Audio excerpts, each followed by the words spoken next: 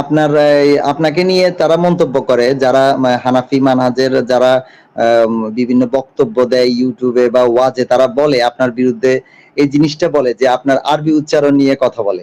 মাশাল্লাহ, আমি জানি আপনি অনেক পড়াশোনা করেন, অনেক চেষ্টা করতেছেন, আলহামদুলিল্লাহ, আপনাকে নিয়ে আমরা গর্ব করি। কিন্তু আমি কি এটা জানতে পারি যে আপনি আরবি শুদ্ধ করে পড়ার ক্ষেত্রে সেক্ষেত্রে আপনি কোনো ক্লাস অথবা কোনো পড়ালেখা বা কিছু চালাচ্ছেন কিনা, যেটাতে ভবিষ্যতে আপনার এই ব্যাপারে যেন তারা কথা বলতে না পারে বা এরকম কিছু?